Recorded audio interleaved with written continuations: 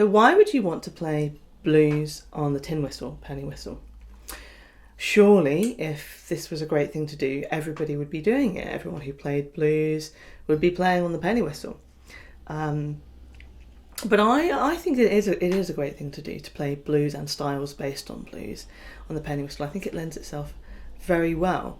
There's lots of advantages. So first of all, this is a very accessible instrument, partly because it's so cheap to buy. Generation whistles or any kind of cheap tin whistle starts around kind of £7 to £10 in the UK, and this is a generation whistle that I've modified.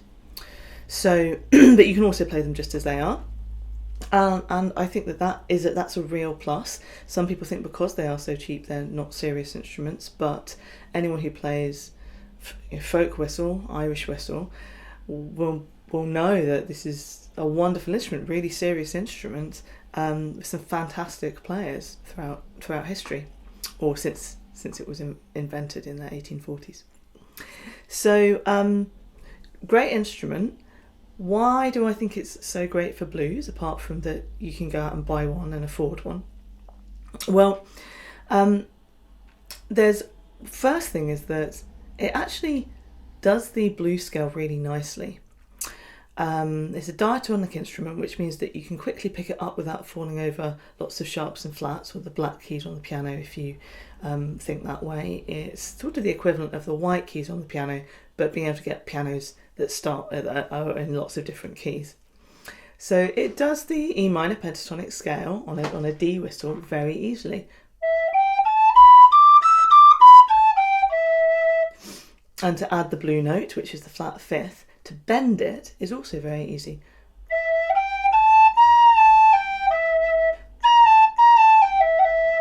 So that note that I'm bending, and I'll probably do some tutorials on how to do that, that's very easily achievable and sounds great because you're bending to it.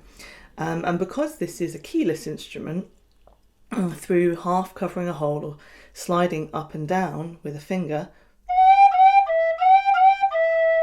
you can achieve like these amazing sort of slide and bend sounds, which are really key to blues. So that's a couple of reasons why I think it's a great instrument for blues.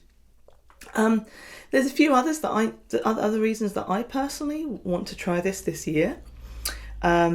So, for me, I've already been learning Irish whistle, and I already play the flute, and I also already play blues on the guitar. So I've got those kind of backgrounds to bring in. So I would say that if you're looking for a different sound, and or an instrument that you can take anywhere, and or an instrument that when you take it out to a jam session, nobody's expecting that sound. So I think it's a real kind of, ear opener, something that kind of make people look up and go, whoa, wasn't expecting that sound, or that instrument, and be something new.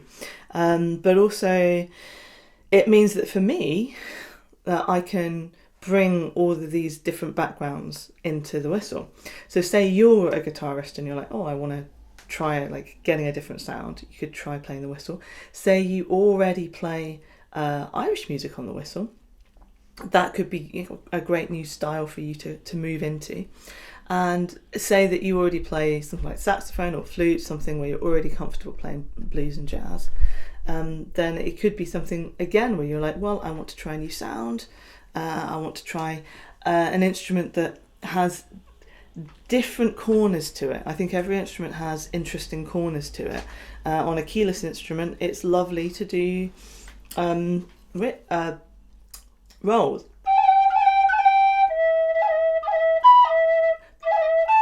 Oh, hi, Luna.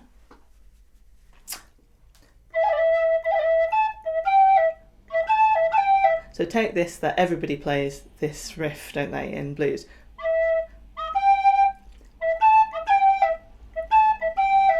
But only a whistle player would naturally play. Putting cuts in, I could put rolls in.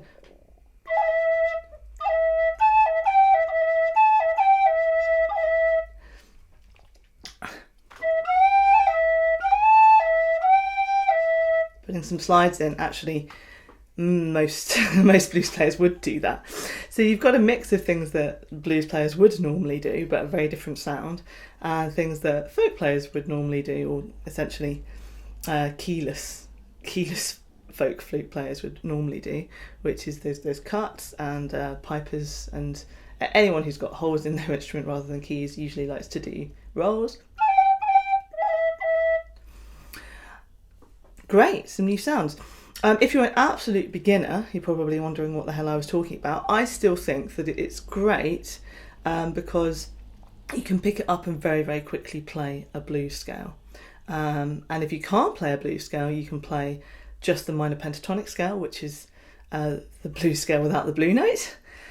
So that's really what I want to explore on this channel, is as I try learning various blues and blues-based styles on the tin whistle, that I'm going to show you what I'm learning. I'm also going to try and do some lessons as though someone might be an absolute beginner, because maybe you're an absolute beginner, or maybe you're an advanced player on another instrument and actually you just fly through the beginner lessons really quickly just to get used to the instrument. But yeah, don't underestimate it, and have a wonderful time on this channel. I know I will.